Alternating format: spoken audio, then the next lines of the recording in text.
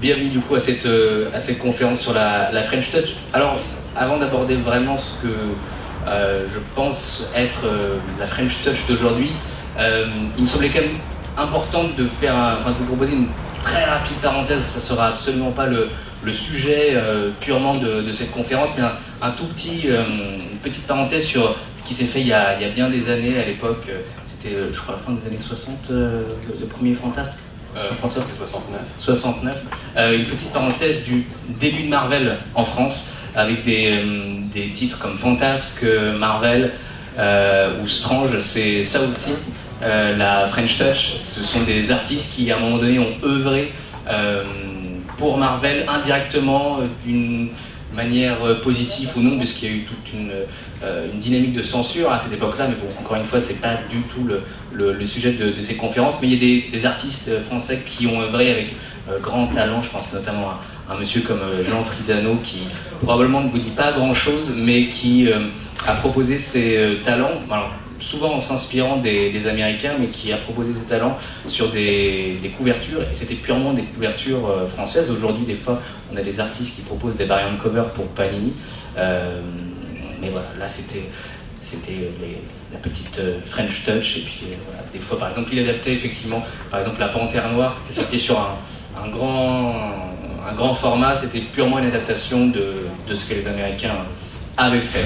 Quoi qu'il en soit, voilà cette petite parenthèse fermée de ce que peut être la French Touch, mais ça c'était il y a bien longtemps. On va parler peut-être de ce qu'on pourrait appeler, je sais pas, un phénomène. Ça fait plusieurs années maintenant qu'il y a des artistes européens qui travaillent de plus en plus pour les grandes majors, et notamment des Français. J'ai envie de savoir, est-ce que pour vous c'était quand vous étiez plus jeune, c'était une fascination de pouvoir travailler avec des grandes majors américaines? Je ne vous pose pas la question, Jean-François, pour le coup. Elsa, peut-être? Bonjour, déjà. Pas particulièrement, moi, personnellement, ça s'est fait un peu par le hasard des choses. Je lisais pas de comics il y a 4 ans, à peu près. Oui, je sais, honte à moi. Comment ça se fait? Je sais pas, c'est juste. Aux États-Unis, c'est plus facile, tu rentres dans un magasin de comics. L'accès aux comics single est beaucoup plus spontané. En France, en général, il faut quand même aller chercher. Il y a le kiosque, mais en gros, ça m'était jamais vraiment tombé entre les mains. Donc, moi, ça remonte pas très très loin l'envie de travailler avec des Américains. Alors, moi, j'ai choisi le comics plutôt que le franco-belge parce que tout de suite, j'ai eu une manière d'écrire un peu en série. Donc, du coup, le côté mensuel, l'édition mensuelle, c'était ce qu'il me fallait. Je ne pouvais pas écrire autrement. Donc, du coup, quand j'ai voulu me lancer professionnellement, pour moi, le franco-belge, c'était pas envisageable. Donc, je me suis tout de suite tourné vers les comics. Philippe, toi, tu avais aussi, avant de travailler pour le comic book, tu avais travaillé pour Disney, donc tu avais déjà plus ou moins travaillé avec les Américains, mais purement pour le comic book, est-ce que ça a été très jeune une envie forte? Ouais, dès l'âge de... Enfin, le premier comic book dans les mains, c'était à l'âge de 9 ans.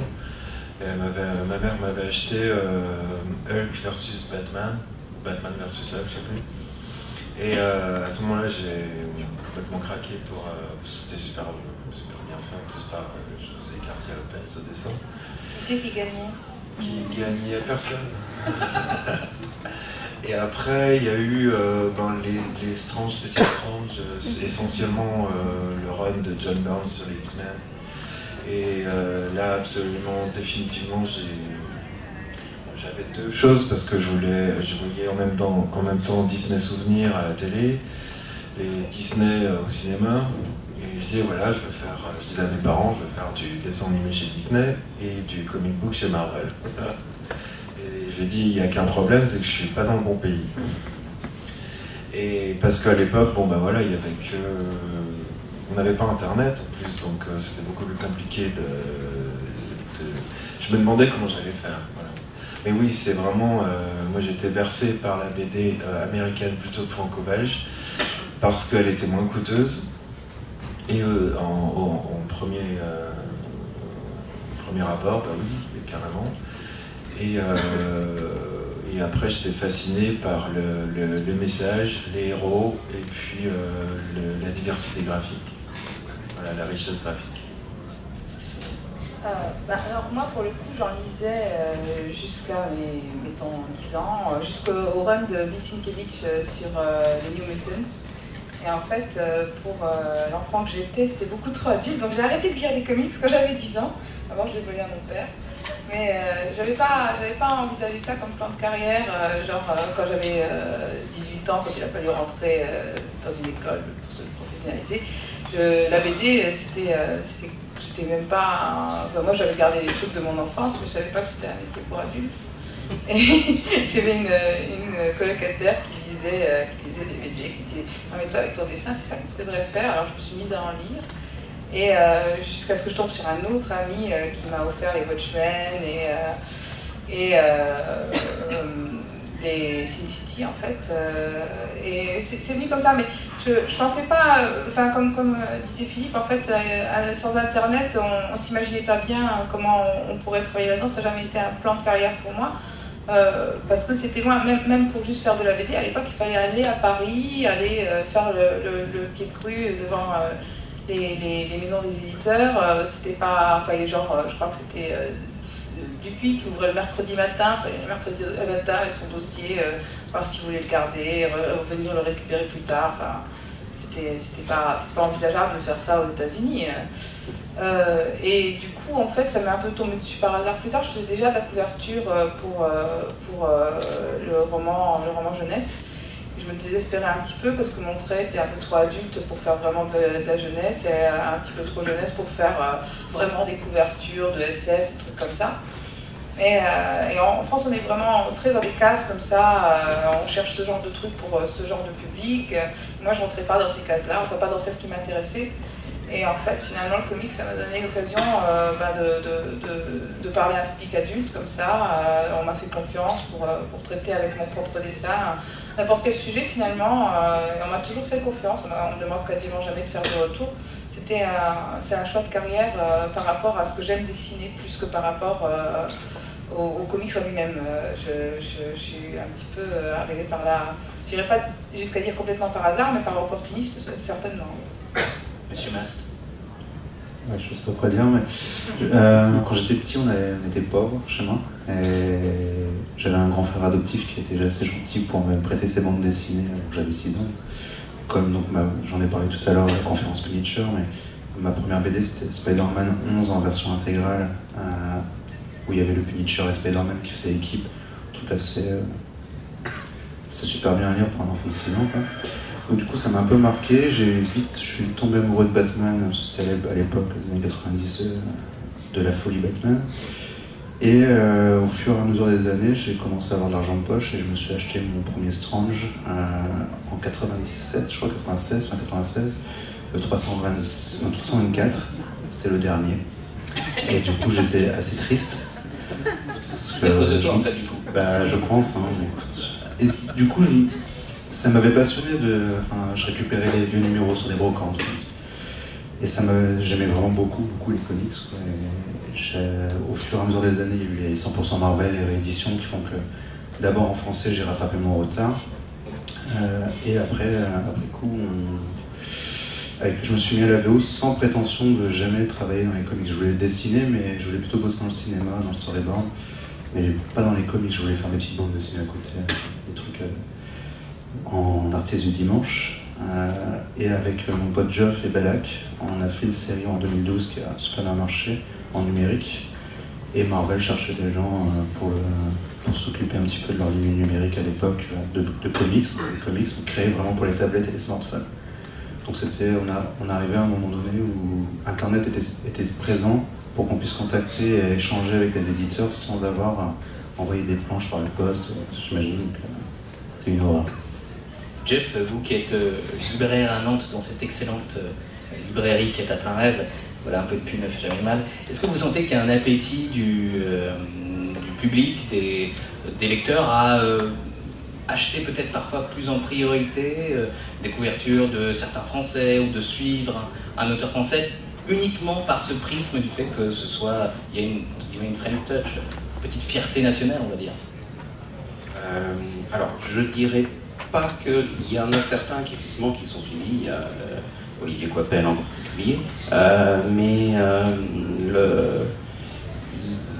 ça peut provoquer effectivement quelques achats supplémentaires, quelques motivations supplémentaires. Puis nous, on va essayer de pousser aussi.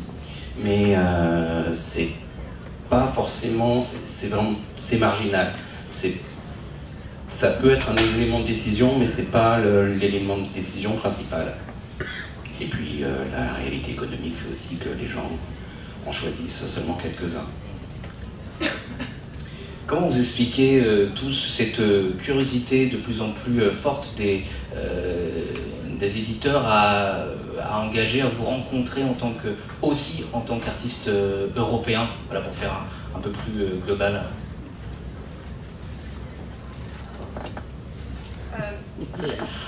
J'ai pas vraiment l'impression, je me trompe peut-être, hein, mais j'ai pas vraiment l'impression que les éditeurs se tournent vers nous parce qu'on est français.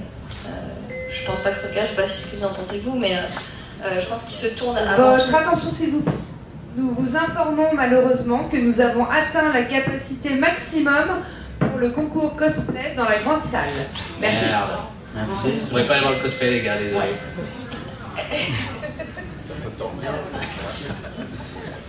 Oui, voilà, je pense pas du tout que les éditeurs se disent « Oh, des Français, allons vite les engager ». Je pense que c'est très très français de penser que c'est le cas. Il n'y a pas une façon, par exemple, de travailler à l'européenne qui fait que non, les Américains... l'unique façon de travailler que les éditeurs par laquelle... européenne. Non, et... C'est même plutôt un petit peu un contre-argument, puisqu'en France on fait plutôt un volume en un an ou 2 volumes en un an. C'est pas envisageable. Les deadlines, c'est des deadlines, on fait 20 pages en un mois. De temps en temps, on a un volume exceptionnel qu'on fait en un petit peu plus longtemps. Et quelques auteurs ont présenté leurs book qui sont très French touch, on va dire, et qui ont été rejetés parce qu'ils sont trop français. Justement, vous devez de vous approprier la culture pop américaine pour être plus facilement, on va dire, dans les clous, dans leur dynamique. Je crois qu'en fait, c'est la plus grosse erreur à faire. C'est de penser qu'il faut se conformer à un modèle. Si Marvel, Vassili Cibulski, à l'époque, qui était le recruteur international, se tourne vers des talents qui viennent de l'étranger, c'est justement parce qu'ils amènent quelque chose qui est frais, qui est neuf, un univers qui est fort. Si on commence à essayer de dessiner façon comics, ils ont déjà ce qu'il faut pour ça. Ils n'ont pas besoin de quelqu'un qui vient des Philippines ou de France pour dessiner comme j'ai dit. À moins de le faire vraiment exceptionnellement bien, mais en dehors de ça, je ne vois pas. Il n'y a pas de... Vous n'avez jamais entendu, par exemple, je sais pas, qui vous dit, il me semble que... Mas, je crois, il me semble qu'il y avait eu quelque chose comme ça sur le fait que, par exemple, un artiste français travaille sur un titre, Captain America. Oui, mais c'est moi qui l'ai demandé. Ah oui, mais voilà. toi tu as de la chance, c'est pour ça. Non, mais j'ai demandé, à un moment donné, on m'avait proposé Spider-Man, justement c'était avec Sylvie Cebulski, je lui ai dit, ce serait quand même drôle qu'un Français fasse un Capitaine Américain. Je sais qu'Olivier Coipel l'avait dessiné un peu, mais n'avait pas travaillé dessus, et donc ça aurait été, je me suis dit, ça serait fun. Là, le truc de Paul, il marche super bien. Oui, mais ça c'était avant, je parle d'un truc d'il y a quelques années. Et à ce moment-là, il m'a dit ouais, t'as raison, bonne idée. Et puis là, 2 mois après, j'avais le script, quoi. Mais la motivation, c'était juste pour le fun parce que je lui avais dit, il me demandait ce que je voulais faire, donc j'ai dit bah voilà, ça pourrait être marrant. Mais c'est pas parce que je suis français qu'on m'a mis dessus, en fait. Oui, il n'y avait pas cette question de savoir, en tant que français, avec ton point de vue français, avec ta culture française, qu'est-ce que tu peux... Non, mais là où Attention, s'il vous plaît, nous vous informons malheureusement que nous avons atteint la capacité maximum pour le concours cosplay dans la grande salle. Merci. Et pour rebondir aussi sur ce que disait Stéphanie, il y a effectivement quelque chose de nouveau qu'on peut amener, mais ils aiment voir leur code quand même. Que ça ne soit pas non plus complètement révolutionnaire. Ils aiment voir leur code, puisque après, quand on travaille avec les éditeurs, chaque éditeur a quand même ses desiderata, lui-même ses propres codes, et on doit aussi pas mal s'adapter. Un éditeur va dire voilà, pour moi ça c'est une règle, donc il faut se conformer à cette règle. Un autre va dire le contraire, et ainsi de suite. En plus, en travaillant avec les scénaristes, il va y avoir encore aussi des velléités, des envies particulières. Donc en fait, c'est aussi l'adaptabilité, le fait d'être aussi dans les temps, hein, d'être fiable. Fiable, quand on s'engage à dire oui, je rends mon travail à telle date, vaut mieux qu'il soit rendu à telle date. Ils peuvent s'arranger un petit peu, mais évidemment, mais c'est pas quelque chose que ils ont à faire face à ça très très souvent, et du coup c'est devenu presque aujourd'hui, c'est quelque chose que moi j'entends souvent, aussi d'être fiable en termes de temps, c'est de plus en plus rare aujourd'hui en fait. Et ce qu'ils sont dans une vraie problématique, puisque le comics c'est quelque chose qui vient mensuellement. Et c'est pour ça d'ailleurs qu'on se retrouve avec des artistes, une alternance d'artistes de plus en plus importante, parce que les comics eux-mêmes se sont aussi complexifiés. Donc sont beaucoup plus compliqués, avec beaucoup de décors à cause des films. On est obligé nous de s'adapter aussi, d'avoir beaucoup de détails, et c'est vrai que pour certains artistes ça devient impossible d'être dans les délais. Mais c'est une chose hyper importante, ça c'est pas le cas en France. En France on a si on le finit pas au bout d'un an, c'est pas grave, on le sort 6 mois plus tard, voilà. Bon, c'est pas possible aux États-Unis. Si j'ai pas le temps, par exemple, je suis dans une situation où il m'arrive une boulette et je peux pas faire les 5 dernières pages, les 5 dernières pages seront données à un autre artiste. Est-ce que tu voulais rajouter quelque chose, je crois, tout à l'heure? Non. Ok, merci beaucoup. Du coup, qu'est-ce que vous préférez le plus, en dehors, on va dire, des styles plus ou moins artistiques? Est-ce que c'est plutôt la méthode éditoriale européenne, où on prend plus son temps et peut-être qu'on a plus de liberté, entre guillemets, ou de réflexion, ou c'est cette dynamique américaine qui est dans l'excès, dans la rapidité, il faut produire? Moi, je sais pas. Je fonctionne que si les derniers jours avant la deadline. Donc, le rythme américain me va bien. Si j'étais en rythme français, je ferais tout au dernier moment, ce qui serait nul. Parce que j'ai besoin de délai, j'ai besoin de cadence régulière. Pierre, oui, c'est un peu la même chose en fait. En général, j'ai l'impression que j'aurais jamais d'idée, que je pourrais jamais l'écrire, sauf la dernière semaine avant de le rendre. Donc heureusement que c'est mensuel, parce que sinon en fait je ferais rien. Mais du coup c'est stimulant de toujours devoir rendre, on voit la date qui approche, on voit le délai. Je pense que je pourrais pas écrire un projet qui durait 6 mois, 1 an, je finirais par m'ennuyer en fait.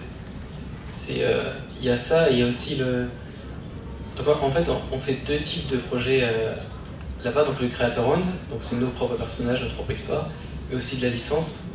Et le fait de pouvoir alterner entre les deux, soit faire nos propres projets, soit travailler sur les personnages déjà existants, c'est aussi quelque chose de stimulant et qui est intéressant, qui ouvre des fois des horizons et des idées que j'aurais jamais eu avec mes propres personnages.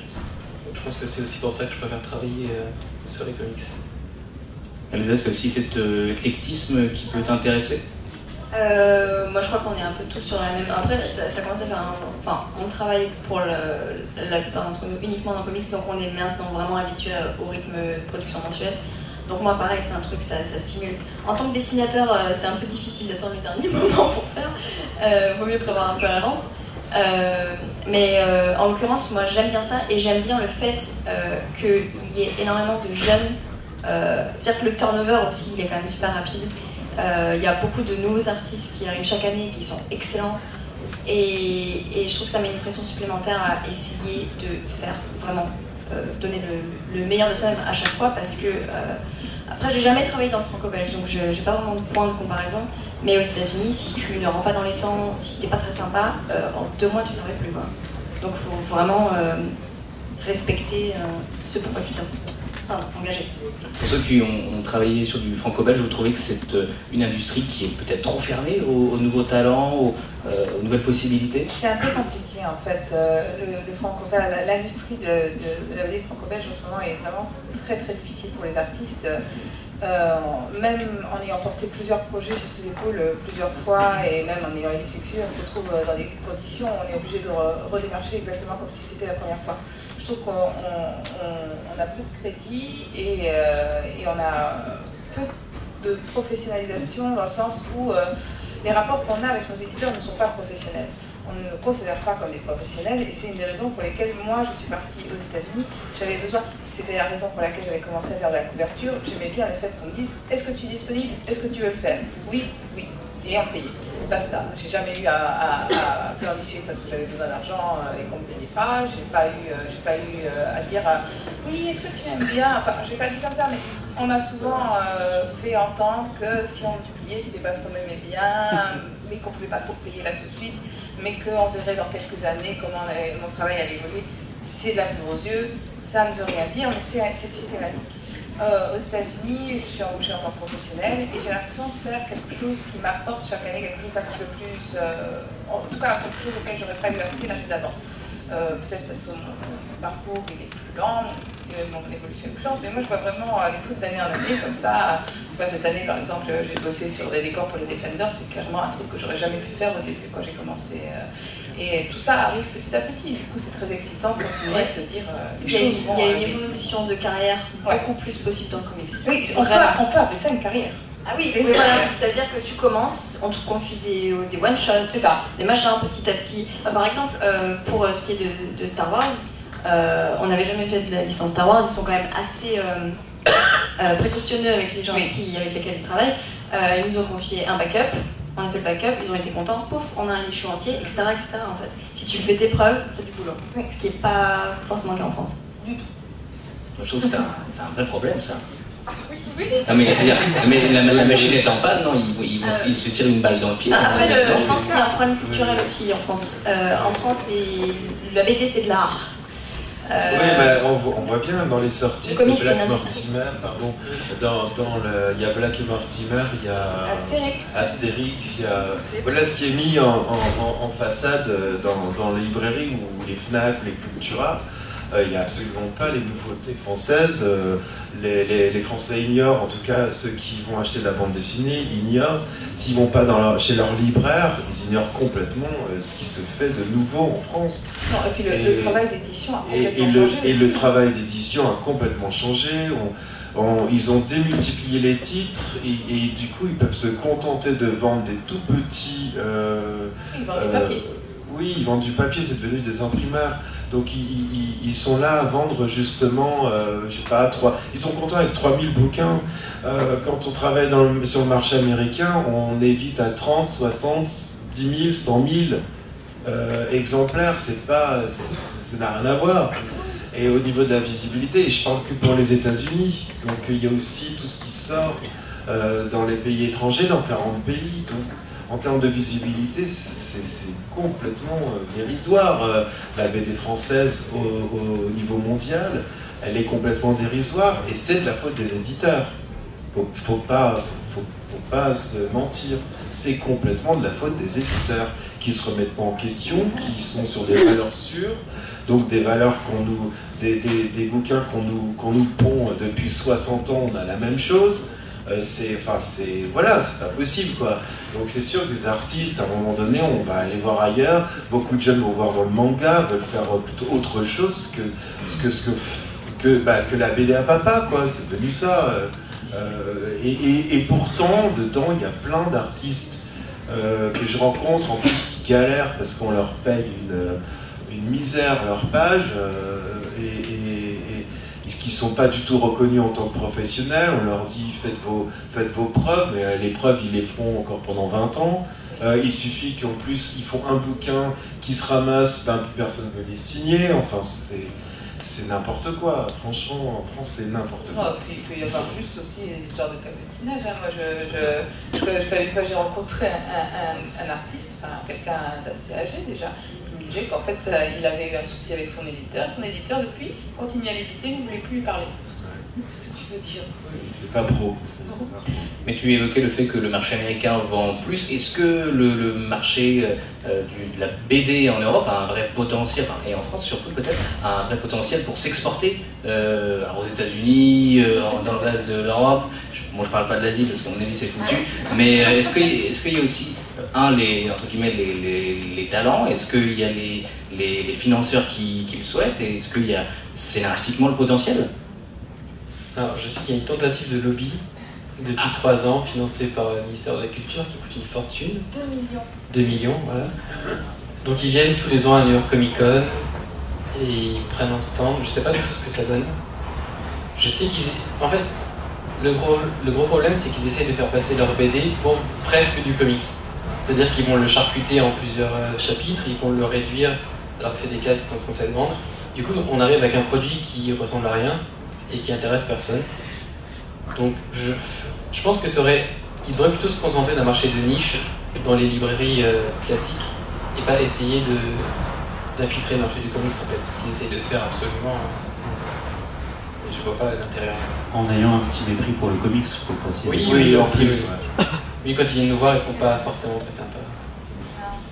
Mais de l'autre côté, ce qui est assez marrant, c'est que par exemple, DC, là récemment, et Dargo, il me semble, c'est ça qui l'a. Dargo, c'est ça DC et Dargo tentent un gros coup. Alors je sais pas à quel point ça fonctionnera ou pas, c'est vrai qu'on en parle énormément, il y a une communication assez dingue autour d'un titre Batman qui est entre guillemets purement européen, mais qui va sortir en même temps aux États-Unis, c'est ça, Jeff? Oui, il sort en même temps aux États-Unis. Il va y avoir la publication à la fois chez DC et chez Dargo. Qu'est-ce qui excite des gars comme Jim Lee à vouloir aller...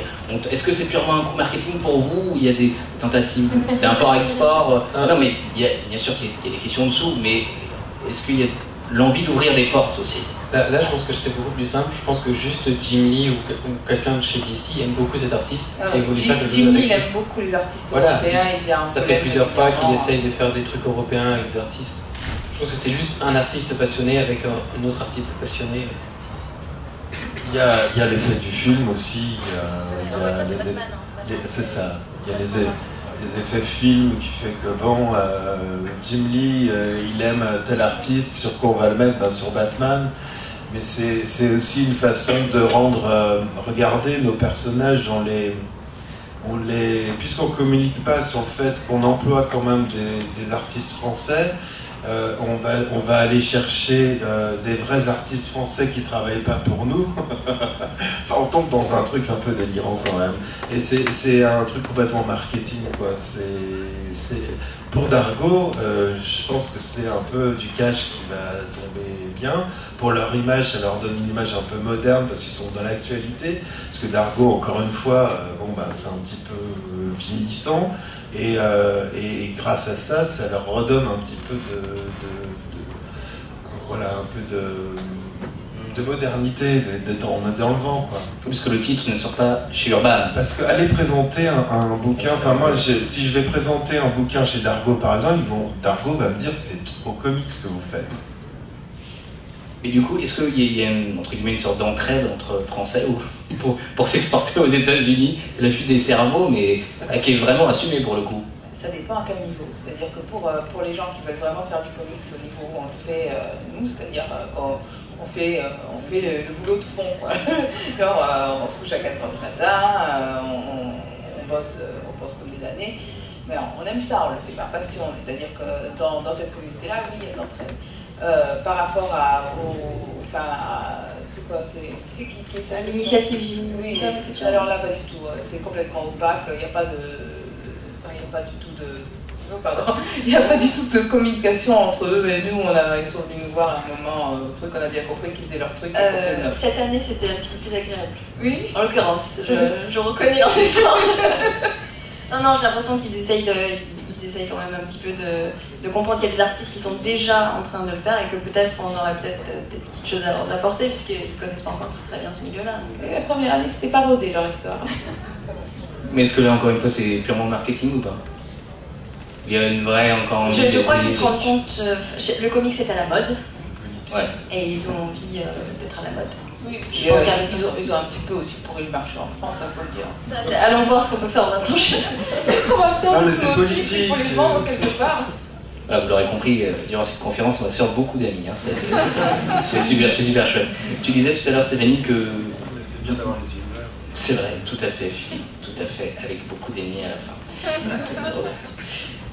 Tu disais tout à l'heure... En tout cas, pas les Américains. Voilà.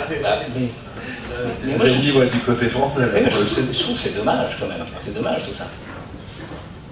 Qu'est-ce qui est dommage? C'est dommage que vous deviez, entre guillemets, vous importer presque aux États-Unis, parce qu'en Europe et en France, il n'y a pas les plateformes adaptées, il n'y a pas la culture. Enfin, la culture, c'est une autre chose, mais il n'y a pas les moyens, en tout cas, pour que vous puissiez travailler.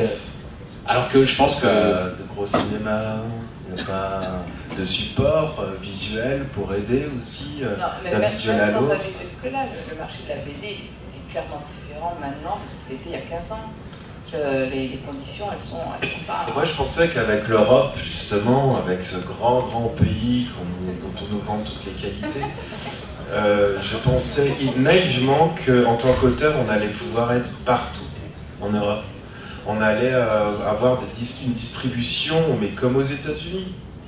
Mais non, sachez que quand je sais pas, les bouquins sortent en Allemagne, les bouquins franco-belges sortent en Allemagne, je reçois 200 balles, 300 balles.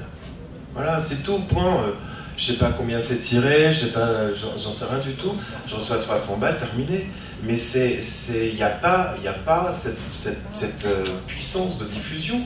Il n'y a pas d'ambition, parce que la bande dessinée, le livre, c'est en France que ça se passe, c'est pas ailleurs. C'est en France que ça se passe, l'industrie du livre, elle est en France, mais il n'y a aucune volonté de l'exporter. Et ils n'arrivent même pas à l'exporter en Europe, alors dans le monde... autant pourquoi pas sur Mars Je précise que Philippe part vivre aux États-Unis mercredi, c'est ça? C'est ça. Voilà. Merci de nous laisser dans la merde. Mais justement, vous vivez tous en France ou vous jonglez Pendant très longtemps, j'imagine, mais ouais. Ah oui, c'est vrai. Mais au bout d'un moment, on se dit tous au début. Bon, Stéphanie, c'est un peu différent parce qu'elle est un peu de partout dans le monde. Mais on se dit tous, on n'a pas besoin, avec Internet, on n'a pas besoin d'aller sur place, ce qui est vrai. En revanche, faire des conventions et rencontrer nos éditeurs ou des éditeurs avec lesquels on n'a jamais travaillé, ça, c'est vraiment capital de le faire. Donc, on fait les allers-retours. Au bout de 3-4 ans, c'est fatigant les allers-retours aux États-Unis. Donc, on finit par se dire peut-être qu'on irait y habiter au final. Il va falloir attendre qu'il change de président quand même. Oui, voilà, ça a été un frein. Ça laisse en fait en gros 4 Pas ans. pour moi. J'ai pas voté pour lui, je pourrais pas voter avant sûrement très longtemps. Oui, c'est que tu as habité du coup près de la Californie pour voir les copains d'ici, c'est ça? Ou tu vas plutôt vers... Non, pour voir mes copains. Ah d'accord, c'est sympa. On passe d'ici. À LA parce que voilà, j'ai depuis Disney en fait, j'ai des amis là-bas. Bah, dès que ça remonte au Gobelin. Mas, toi qui travailles beaucoup sur du digital, sur du turbomédia, est-ce que tu peux d'abord nous expliquer en quelques mots le turbomédia? Je sais que tu aimes ça. Ah, j'adore ça. Nous sommes nantais tous les deux, sois-en fiers. Le turbomédia, c'est des bandes dessinées créées vraiment pour les écrans, donc pour les tablettes, les smartphones, les PC. Le but de ces créations, c'est d'attirer un public plus jeune, un peu moins âgé que le public classique. Le comics, c'est plutôt les dernières études de 27-29 ans, c'est une moyenne. Et nous, on veut viser un public qui est en moyenne de 13 à 15 ans. Donc c'est souvent des aventures qui se lisent, qui sont dans la continuité, mais qui se lisent indépendamment de la continuité, des mini-séries, des one-shots. Ce qui fait que du coup, en général, c'est couplé à des sorties soit film, soit Netflix. Par exemple, Daredevil Punisher, une mini-série, est sortie le même jour en numérique que la saison 2 de Daredevil sur Netflix. Ce qui fait qu'en couplant ça, ça nous ramène un public qui ne lit pas de comics. Simplement, j'ai beaucoup de jeunes c'est leur premier comics, c'est leur premier truc. Parce que justement, il y a cette facilité d'accès. Mais ça, c'est un choix de Marvel. On aurait jamais pu faire de la séquence du serial sur du turbomédia. 500 épisodes plus loin, c'était énorme. Marvel veut garder le numérique pour des trucs qui peuvent être plus n'importe quand et plein de trucs techniques financiers qui font sens de fonctionner pour leur manière de fonctionner. Je sais pas quoi rajouter. Mais justement, le Daredevil Punisher que tu évoquais, qui est sorti aux États-Unis en digital, il est sorti aussi en papier là-bas ou pas? Parce qu'en France, il est aussi sorti, ok. Oui, bien sûr, ça sort en plusieurs fois, en plus en single, en TPB, en hardcover. Dès qu'il y a moyen de se faire un peu d'argent, tu sais, les Américains. On parle beaucoup de fric en fait aux États-Unis. Surtout, il est américain dans l'âme, il va là-bas, il va. Je suis français. Non, tu nous as trahi. Et moi, je veux partir au Japon. Ça, tu veux partir au Japon, c'est vrai. Parce qu'il n'y a pas d'éditeur de Marvel là-bas, au moins je suis sûr de ne pas progresser dans ma carrière. Mais au moins, je mangerai bien. C'est fou, on grossit quand on revient du Japon. Ah bah ouais, je sais. Arrête de me regarder quand tu me dis ça.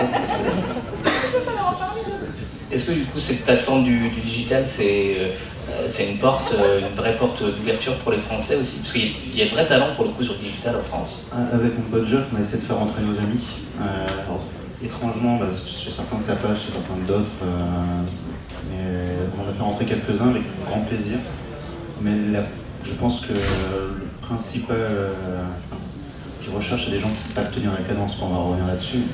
Si tu sais tenir les délais et que tu as un style quand même publiable, il ne faut pas non plus être fiable et poli aussi. Et poli, c'est ça. Et pas demander une augmentation de 2-3 épisodes, ce genre de choses. Oui, d'augmentation toutes les 5 minutes. Ouais.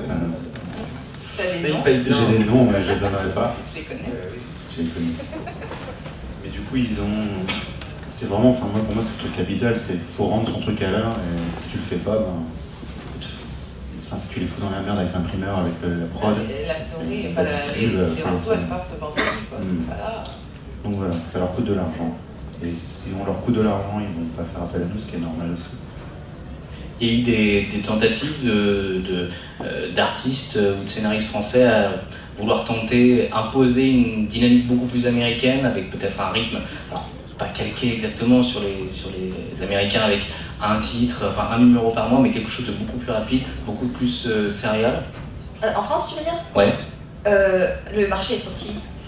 Je pense que ça pourrait pas prendre. Il y a Ankama qui a essayé de faire ouais, du comics mensuel, ça n'a pas su longtemps. Les Strangers aussi au début des années 2000 par Semic.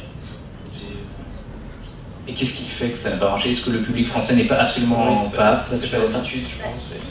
Il suffit de regarder les chiffres de vente qui sont faits sur les rachats de licences, donc qui sont déjà des personnages que les gens connaissent, donc a priori qu'ils se vendent mieux. C'est pas des chiffres qui vont crever le plafond, donc faire des créations originales françaises en mensuel, admettons qu'il y ait le système de distribution en place, parce que c'est ça le truc, en France on n'a pas le système de distribution pour faire ça me paraît pas adapté pour la France. Ou peut-être pour l'Europe. Oui, et puisqu'on est à part les chiffres, il y a 4000 nouveautés par an. Il n'y a pas la place de rajouter encore un bouquin par mois. C'est assez marrant parce que le débat qu'on a aujourd'hui, je l'ai eu un peu hier avec Xavier Jean sur le cinéma français. J'ai l'impression que les problématiques que vous avez sur le marché de la bande dessinée, à savoir un problème de période, de culture, d'argent, c'est exactement la même chose qu'avec le cinéma. Il y a aussi un vrai problème d'export de nos talents. Il y a des talents en France, et je pense parfois aussi de bons produits. Il y a un problème d'export vers l'international. Il y a des personnes qui bloquent ça parce qu'elles sont habituées à certains conforts, avoir des jolis bureaux, et voilà, c'est tellement français ça, d'avoir comme ça une caste en haut, et puis c'est tout. Et parce que c'est un peu les éditeurs français, bon, ils vivent bien, ils n'ont pas de soucis, ils sentent pas la crise du livre, hein, ça c'est pour la gueule des artistes, hein, tout va bien pour eux. Ah oui, il y a eu un article de l'AFP qui disait le marché de la bande dessinée française se porte merveilleusement bien. Voilà, maintenant je rencontre de plus en plus d'artistes qui sont vraiment dans la mouise, et c'était pas le cas il y a encore 10 ans, 15 ans. Donc il y a eu un changement complètement de perspective, de but, voilà, alors on est frileux, mais par contre, je vous assure que les éditeurs, ça va, quoi. Et Mast, toi qui travailles sur le digital, est-ce que tu penses qu'à un moment donné, une plateforme, alors française ou européenne, puisse se créer, ou il puisse, du coup, si ça ne peut pas se faire sur le papier, parce qu'il y a aussi un problème économique, est-ce que sur le digital, ça peut se faire? Enfin, je sais pas. Le gars en a complètement marre. Non, c'est pas ça. Les décibels, fin de comic. Tout ce que je dis, c'est tellement vrai que ça m'énerve en tant que tel. Ça n'arrête pas. En ce moment, tous les jours, on a la hausse des droits, enfin, des cotisations à la retraite. On ne sort plus que ce type. Des nouveaux contrats. Des nouveaux contrats, mais ça m'énerve juste, et j'ai juste envie de ne pas signer de contrat en France. C'est à un point où c'est vraiment viscéral, et où j'aimerais bien, j'ai plein de projets où il faut que je trouve un partenaire en France et aux États-Unis en même temps. Et je me dis, je vais être tellement énervé quand il va falloir commencer à négocier le contrat. Je vais la regarder, ça se peut que je m'énerve pas beaucoup, mais quand je m'énerve, je peux plus voir les gens, après c'est pas possible. Les contrats sont uniques, quoi. C'est juste honteux, faut le dire, c'est honteux. Il y a des artistes, il y a combien, 38%, ils ont fait le sondage, d'artistes qui sont en dessous du seuil de pauvreté, et 40% dans le lot qui n'ont même pas le SMIC. Il y a déjà quelque chose qui est particulier à la France sur les droits à la propriété. Parce qu'en fait, on a un peu notre culture qui nous écrase sous certains aspects. Par exemple, pour ce qui est du droit à la propriété intellectuelle en France, les droits reviennent aux ayants droit 70 ans après la mort du créateur. Donc c'est quand ça passe dans le domaine public. Donc ça veut dire que pendant 70 ans après la mort du créateur, c'est l'éditeur qui a les personnages, etc. Aux États-Unis, c'est pas comme ça, c'est négociable, mais c'est entre en général 6 et 10 ans à peu près. Donc rien que ça montre que la vision n'est pas du tout la même. L'éditeur, il possède les personnages. Oui, voilà, tout ça pour dire que c'est vraiment pas du tout le même état d'esprit. On peut pas entreprendre dans la BD en France, c'est vraiment compliqué. Parce qu'une fois qu'on est lié à un éditeur, on est lié, quoi. Alors qu'aux États-Unis, après tant d'années, tu peux reprendre ton bouquin, tu le revends ailleurs, etc. C'est beaucoup plus indépendant aux États-Unis. On a 5 petites minutes pour quelques questions. Monsieur, il y en a beaucoup. Monsieur avec les lunettes, est-ce qu'il y a un micro qui se balade? Oui, non, non, oui, je vais venir. Oh, quel honneur en plus, le micro de masse. Bonjour. Alors, moi, la question essentielle et ce pourquoi je suis venu voir, c'est comment fait-on en fait pour travailler aux États-Unis? Parce que vous avez fait pas mal de choses, mais vous nous avez pas donné la vraie recette. Ouais, voilà, c'est ça. Alors, je sais que c'est un secret. J'ai une question à une éditrice de Marvel qui m'a dit, en fait, c'est simple. Il y a quelqu'un qui trouve une porte, il y en a 2-3 qui passent dedans, la porte se ferme, il faut en trouver une autre. C'est aussi simple que ça. Il n'y a pas de méthode définitive. Il y a eu un moment, il y avait Stevie Cebulski qui était le recruteur international, il fallait lui tomber dessus. Maintenant, c'est plus son métier, même s'il accepte de regarder une fois de temps en temps les dossiers. On a Pierre Keleza qui a commencé d'une façon complètement différente en proposant leurs propres travaux. Je pense que la plupart des gens qui ont commencé chez Marvel ou chez DC, en plus, c'est des gros éditeurs, c'est assez rare de commencer directement chez eux. Ils ont tous une histoire qui est complètement différente de l'histoire de celui qui est derrière. Donc il faut y aller Moi je dirais qu'il faut par contre, il y a une chose qui est sûre, c'est que les gros éditeurs ne vont pas considérer votre travail si vous n'avez pas été édité ailleurs. Même si c'est à compte d'auteur. Ils ont besoin de savoir que vous allez aller au bout de votre travail. Question de confiance. Une autre petite question, juste à côté. Tout à l'heure, vous parliez du crossover d'Argo et DC. DC n'a pas déjà fait ça récemment avec New Superman? Parce que justement, je me souviens qu'il me semblait que c'était écrit par des artistes qui vivaient en Chine, principalement pour un lectorat chinois. C'est récent? Alors, je crois qu'il... 2016, c'est DC Rebirth. En fait, Stevie Cebulski en ce moment en Chine pour promouvoir Marvel dans le marché du Sud. Ah ouais. Oui, ils doivent avoir la même chose. Mais c'est vrai que de mémoire, il me semble que pour la sortie au cinéma de Justice League, il va y avoir une version manga de Justice League, mais voilà, encore une fois, je pense que c'est vraiment c'est purement du coup marketing, et en plus il y a un film à côté, donc c'est aussi peut-être pour américaniser un territoire qui n'est peut-être pas assez familiarisé avec le comic book. Jeff? Et puis il y a déjà eu des utilisations des personnages dans les autres, en manga en particulier, que ce soit les X-Men, Spider-Man. Il y a déjà eu des séries qui étaient localisées au Japon, donc complètement indépendantes. Marvel, c'était Marvel. Justement, je me demandais par rapport à DC, parce que je ne me souvenais pas d'en avoir vu autre que... On l'a vu dans les jeux vidéo, par exemple, quand il y a les personnages type Mortal Kombat, enfin ce genre de vidéos, il y a les personnages de DC qui se foutent sur la tronche, il y a Légende aussi, des choses comme ça, où les personnages se battent contre des vedettes japonaises. Quoi. Mas, toi qui passes le plus clair de ton temps en Asie à manger des sushis et autres... Je mange pas de sushi, je mange du poulet. Ah, ça, tu manges pas de poisson? Du poulet, du curé. Ah, d'accord. Vous savez quoi lui offrir à Noël. Est-ce qu'il y a un import aussi qui se fait pour répondre un peu à cette question? Bon, je sais pas, Marvel, depuis 1974, fait des allers-retours au Japon, surtout pas en Chine. Pas sûr. Ils ont failli avoir les Power Rangers bien avant tout le monde, ils ont failli publier le Fun Club dès 74, 10 ans avant tout le monde. Il y a des mangas, mais il y a de tout, hein, c'est fantastique. Oui, mais il y en a plein. Mais il y en a plein, hein, t'en as énorme. Enfin, il y a eu énormément de production au cours des années, pas sur une année en même, c'est vraiment. Mais d'ici. Ah, mais d'ici, je sais pas, moi j'aime pas d'ici. J'aime juste Batman. C'est honteux. C'est honteux. C'est vraiment honteux. Non, j'ai entendu quelqu'un applaudir. Le monsieur va avoir de gros problèmes. Merci. Je crois que c'est filmé, je travaillerai jamais chez DC, sauf sur Batman. Ils sont tous grillés là. Merci, Emily, super sympa. Je t'en prie. N'hésite pas à lire Super Mélenchon. Parce que c'est marrant parce que, quand même, tu as fait une BD sur un super-héros français, Super Mélenchon. Ouais, s'il y a des gens de droit dans la salle, merci. On va tous se faire des ennemis, c'est foutu. J'en ai plus en vendre, donc je dis juste rapidement que oui, c'était une BD où j'ai voulu faire un super-héros français, mais en comics, format comics, avec une narration comics, et où Super Mélenchon frappait toute la case. Enfin, il y avait deux Galactus, c'était un mélange entre Galactus et Charles de Gaulle. Il y avait des trucs comme ça stupides. Il y avait Michel Drucker dans sa BD. Bref, j'essayais d'incorporer la culture française et de voir un petit peu si ça marchait en narration comics. C'était très marrant. Et j'ai fait ça super vite, j'ai fait 35 pages en un mois et une semaine en faisant le lettrage, la colo, enfin tout ça, et l'impression. Et j'ai chopé une méningite juste après, donc je sais pas si... Mais ça a été important. Faut le vendre aux US maintenant.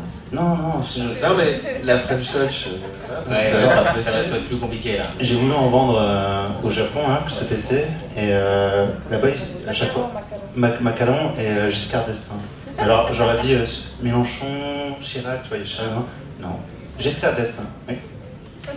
Il faut faire une BD sur Giscard d'Estaing pour s'exporter au Japon en Paris, ouais. Eh bien, aussi fou que cela puisse l'être, nous allons terminer cette conférence sur Giscard d'Estaing, voilà. Merci à vous tous et merci à vos invités.